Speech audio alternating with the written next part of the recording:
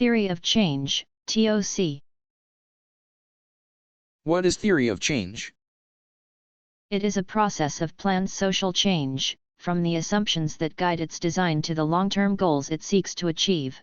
A theory of change defines all building blocks required to bring about a given long-term goal. Theory of change vs. logic model. A theory of change takes a wide perspective of a desired change, probing the assumptions behind each step in what may be a long and complex process, and often entails thinking through all the steps along a path toward a desired change, identifying the preconditions that will enable each step, listing the activities that will produce those conditions, and explaining why those activities are likely to work. It is often presented as a flow chart. While a logic model takes a narrower practical approach at the relationship between inputs and results, it is often presented as a table listing the steps from inputs or resources through the achievement of a desired program goal.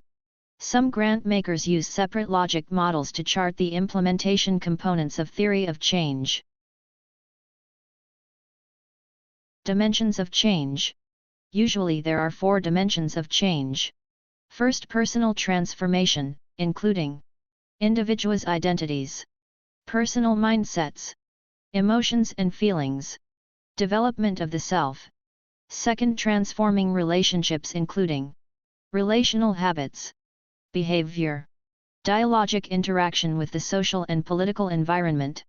Third, transforming collective patterns of action and thinking, including collective identity and culture, collective behavior and thinking, shared understanding. Fourth, transforming structures and procedures, including structural institutions of society, constitutions, laws, etc., public policies, legal and judiciary procedures. Dimensions of change diagram. The diagram shows how to generate an analysis around the different dimensions of change needed to achieve sustainable success with theory of change design process, integrating different types of initiatives.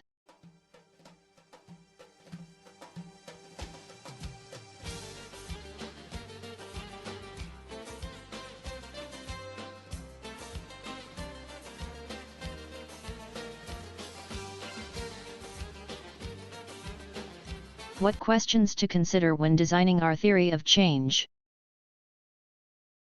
What kind of change are we visualizing? How can we develop a flexible thought logic? What are the consequences of using inflexible logic to facilitate complex social change processes? On which social levels do we want to generate change? How influential is our manner of thinking in relation to facilitating processes of social change?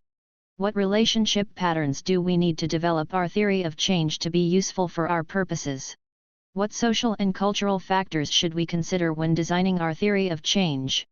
Which dimension of change predominates in the actions of our organization? What is the impact of concentrating on a single dimension of change? How do we integrate the different dimensions into our theory of change? What type of activities or initiatives can we develop for each dimension of change? What alliances do we need to build to approach our processes in a more comprehensively? Which formal and/or informal institutions can help us to accelerate our change process? What could be the starting points for institutional change in our theory of change? How do the formal and informal institutions interact and shape our organization/society? Assumptions, preconditions, and change. The foundation of theory of change is developed from understanding the premises and assumptions that change agents use to understand and respond to reality. By approaching societal problems from a different perspective than how we think and act to solve or tackle complex problems, we believe that we are able to achieve better results than we could have achieved without this paradigm shift. Note: the theory of change forces us to constantly and repeatedly test the assumptions we use to interpret reality to better qualify our argumentation. We have to know that the ToC is not an absolute truth about how change must happen, how it will happen, or even how we want it to happen. a definitive recipe that eliminates the complexity in emerging social processes. Replacement for the logical framework as a rigid planning tool. Change phases.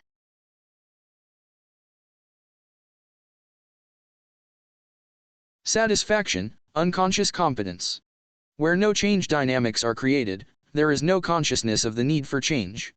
People have acquired and integrated a series of mental models, behaviors, institutional practices, cultural habits, relational dynamics, etc., and do not feel that it is pertinent or necessary to be changed. In social and political terms, there may be differences between actors in the satisfaction phase. Some actors may be satisfied, while others are not. In this case, the system will stay in the satisfaction phase until an unsatisfied critical mass pushes toward change. Denial, unconscious competence. There is a perception that something is not working well and there already is a disjunction between what is and what should be. Yet, there is resistance to changing the status quo for fear of the unknown, behavioral and intellectual inertia, or for what is anticipated to be an unwanted reconfiguration of the power structure. A breach in the balance of the system is visible, but there is great tension and resistance that impede progress toward change. Confusion phase, conscious incompetence. The actors are motivated to undertake change once initial resistance is overcome.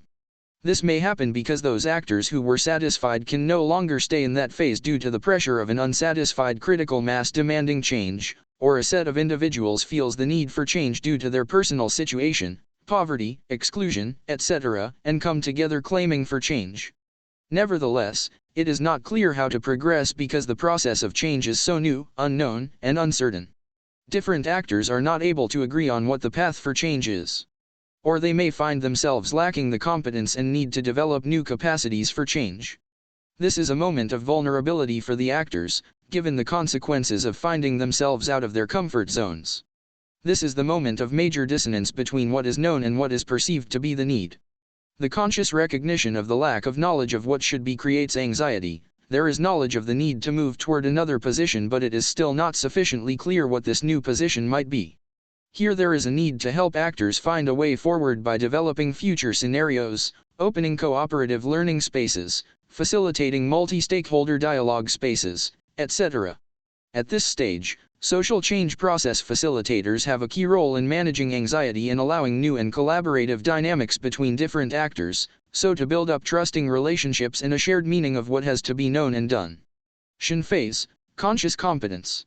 Starting from the explicit and conscious need to develop new alternatives, there is movement toward a virtuous dynamic. The need for change is individually and socially accepted, and this new context helps the development of those conditions needed for the desired change to happen. There is the start of a change process, transformation, and renewal that achieves to consolidate the foundations for change. The system is able to reconfigure the dynamic of equilibrium and, gradually, there is progress toward a new order. Actors need to manage this dynamic by coming together and agreeing on how the system moves. Change stakeholders. In every participatory process there is a direct relationship between power, knowledge, interests of the actors involved. The level of inclusiveness of ongoing power dynamics and structures determines the quality of interactions between different knowledges and identities. Managing complexity within change stakeholders. The level of social complexity, quality and effectiveness of the interaction that exists between these people and their agendas, will determine how cooperative, inclusive, and effective the change process will be in terms of what is achieved and what is desired modification. At the same time, it will help to understand the level and quality of interaction between the different stakeholder networks in which we have to operate. Learning, monitoring and accountability mechanisms. Questions to consider. Who defines and participates in our accountability and monitoring system? How do we learn from our past and future? How can we facilitate spaces for broader and more reflexive social learning? What are the mechanisms to be implemented to include a more diverse set of actors in our learning, monitoring, and accountability systems? What are the strategies we use to integrate our learning into our actions? What are the methods we need to communicate our learning and monitoring to a broad and diverse constellation of stakeholders? Develop a theory of change. This diagram shows the process flow of developing a theory of change.